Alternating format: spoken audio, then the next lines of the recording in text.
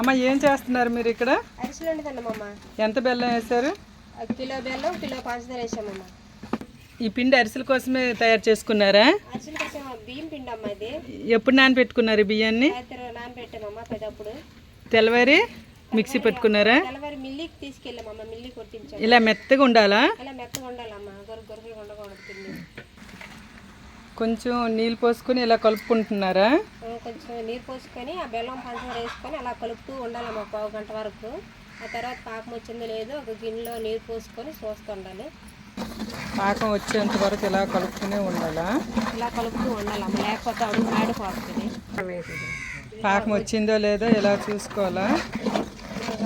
ఇలా పాకం వేసేసుకొని పాకం వచ్చింది లేదో చూడాలి. అలా ఉండకడితే పాకం వచ్చినట్లా?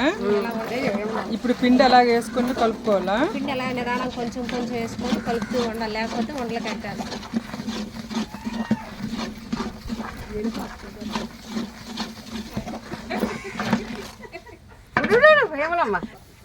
ఇలా పిండి వేసుకొని కలుపుకొని ఇలా కొంచెంసేపు ఉడికించుకోవాలా? ఇప్పుడు ఇందులో కొంచెం ఆయిల్ పోస్తారా? ఆయిల్ పోయాలమ్మా అందులో.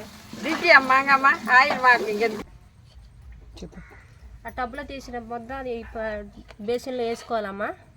ఇప్పుడు దీన్ని ఏం చేస్తారు? దీన్ని అరిసెలుగా చేసుకొని పొయ్యి మీద ఇప్పుడు ఇలా తీసుకొని ముద్దని బాగా చల్లారి చేసుకోవాలి. చల్లగా అయిన తర్వాత ఉండలుగా చేసుకొని వేడి ఆయిల్లో కొద్దిగా పలచగా అరిసెలా చేసి వేస్తారు.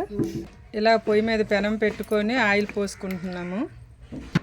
ఇలాగ ఒక స్టీల్ బౌల్ మీద ఒక ప్లాస్టిక్ కవర్ పెట్టి ఇలాగ చేసి ఇలాగా చేసుకొని ఇలా నూనె కాగిన తర్వాత నూనెలో వేసుకొని అలా ఉడికిన తర్వాత ఇలాగ బాగా అణిచేసి నూనె అంతా వాడిపోయిన తర్వాత